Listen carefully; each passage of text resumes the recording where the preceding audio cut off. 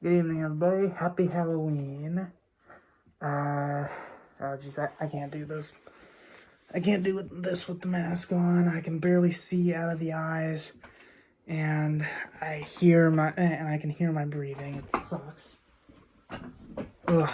But happy Halloween. I decided not to go all the way, on my costume, at least for this video, because, well, again, I can barely see out of the damn thing. That and the fact that I need my pockets. And the jumpsuit that I have for Michael Myers, it has none. But tonight, instead of reviewing the original Halloween film, because I've already done that, and I've also already reviewed Halloween 2 and Halloween 3 Season of the Witch last year, I decided to talk about the remakes, both of both the first and second Rob Zombie movies. So I decided to give it like a double feature tonight, seeing as how today is actually Halloween. And I'll be honest, there are some parts that I actually like better. See? Ooh. Sorry, it's been a long night passing out candy, right? But there's some parts of the Rob Zombie remakes that I actually like more than the original film. And I've already talked about this in my actual review of the movie, but the remake, the remakes of Rob Zombie, like, I mean, it's just everything that I like about horror movies, like just being full of gory slasher moments. Just there's some pretty creepy jump scares. The music is great. And this is across both films, by the way. The acting is not exactly particularly good. I mean, the best acting is from like Malcolm McDowell and Brad Dourif as Dr. Loomis and Sheriff Brackett, respectively. I do think that Tyler Mane as the Shape is actually pretty damn intimidating, because, like, I don't know if this is because of the camera shots or the lighting or the angles, but the guy actually looks like he could fuck up the original Michael Myers from the original movie. Like, there's just a certain type of, like, animalistic brutality that Tyler Mane's version has, where if I had to be locked in a room with one of the versions of Michael Myers, I'd rather be in the original, because, like, he just walks so slow that, like, I feel like I could actually take him. Tyler Mane's though, like, I feel like he would just pounce on me in an instant and just fuck me up. But that's just me.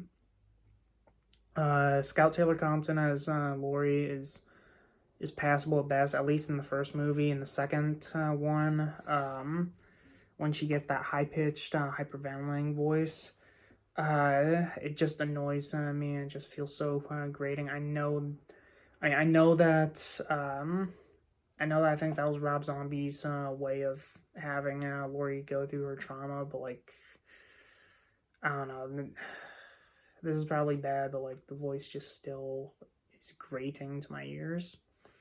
Danielle Harris was alright as Annie Brackett, though, and it was pretty cool that that she was originally Jamie Lloyd in Halloween's 4 and 5, and Rob Zombie brought her back to play as the sheriff's daughter in his remake films. I mean, talking about the elephant in the room, or the white horse in the room.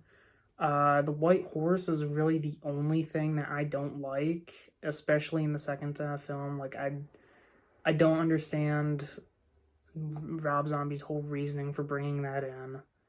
To me, it just made absolutely no sense. Even that bullshit quote that he had at the very beginning, which wasn't even real, about, like, a white horse being connected to schizophrenia or something like that. It just felt too weird to me, especially when Michael just starts seeing it, even when he's wearing his mask, and like he sees his mom, played by Sherry Moon Zombie, just walking towards him with that stupid fucking horse. And then just out of nowhere, Laurie starts to have the exact same hallucinations, which I think was something similar that they tried to do in Halloween 5. But I mean, I haven't seen that movie yet, so I'll have to. Sorry, I'll have to watch it. I'll have to watch the Thorn trilogy to really see what happened in there. And coming off of that, Sherry Moon Zombie in general, like, I don't really like her in these movies. She was all right in the Firefly movies, even in like the Devil's Rejects and Three from Hell, where like she has the high pitched baby voice, and like that weird cackling laugh, going like like that was okay, but like I don't know, I didn't really care for her as Michael's mom in either of the films, and I feel like her acting got progressively worse from the first Halloween film to the second, or maybe that's just me. Although I will give Rob Zombie credit that that his friends do like working with him, because I've kind of noticed that he reuses a lot of his actors in like different movies. Like Danny Trejo has appeared in multiple Rob Zombie's films. He showed up in Devil's Rejects and Three from Hell, and he does have a minor role in the first Halloween movie. Sherry Moon Zombie, obviously, his wife, is Michael's mother. I can't remember the guy's name, but in the movie, he plays the character Joe Grizzly, one of the guys who gets killed by Michael Myers. He also played that one chicken wrangler, I think, in the Devil's Rejects. And then I do remember there was this one guy who in the second film who was one of the guys who worked at the Rabbit in Red that used to be Michael Myers' mom's place of work, where he ended up also appearing in Three from Hell, I believe. And, of course, Richard Brake, who appeared as one of the ambulance drivers in the second film, and one of the guys who gets killed by Michael, which almost all of his dialogue is him saying fuck. Like, there's like a 1 or 2 minute scene where the ambulance crashes and he's injured, and literally all he says is like just fuck, fuck, fuck, fuck, fuck. Like, just for like a straight minute and a half. But anyway, my point is that Richard Brake has also been in other Rob Zombie movies. Like, he was in Three from Hell as Foxy Coltrane after Sid Haig unfortunately passed away. Speaking of, Sid Haig does have a cameo in the first film as well, as the cemetery caretaker.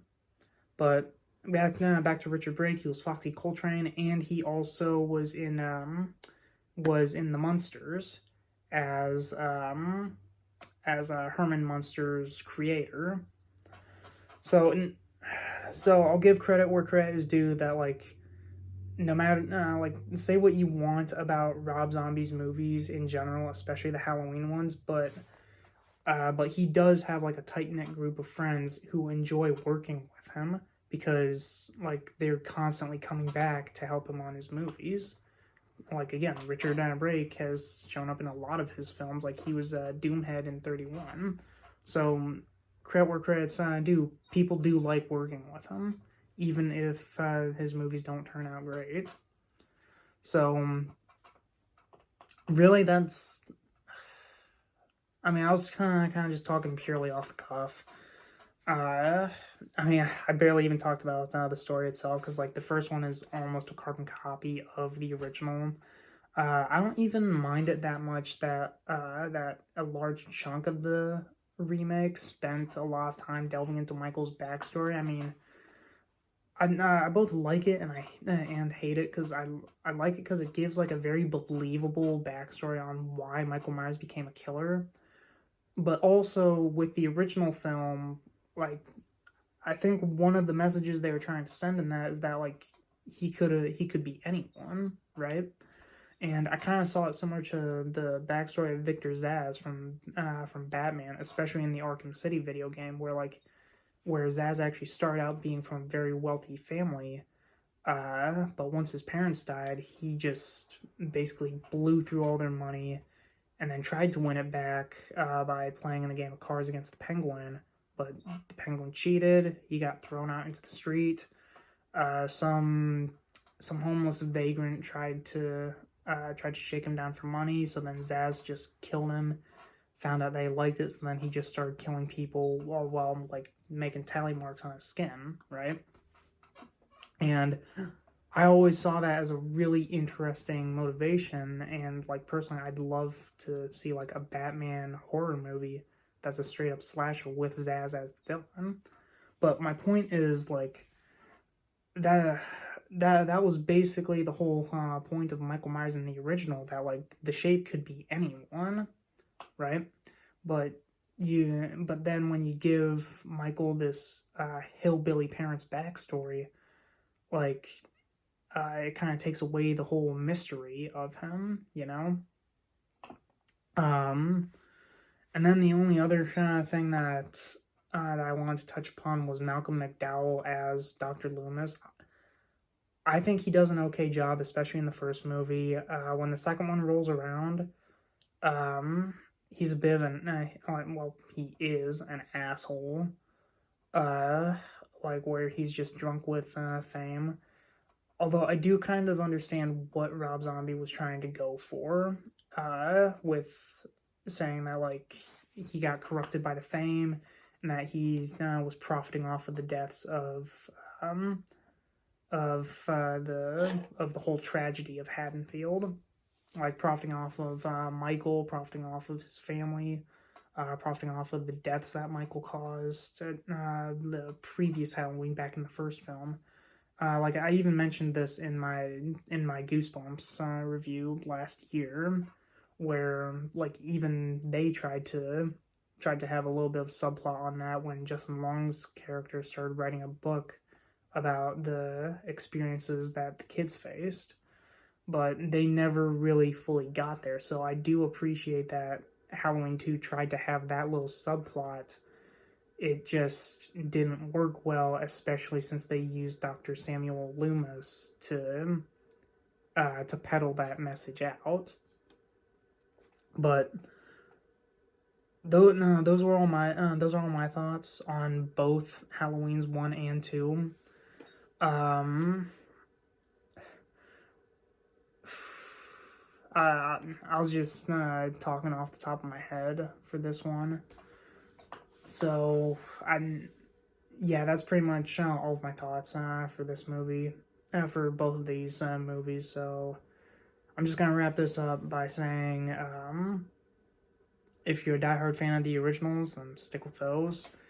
If you like Rob Zombie's films like I do, then go ahead and check these out. Because again, I don't understand the hate that Rob Zombie gets, but maybe that's just me.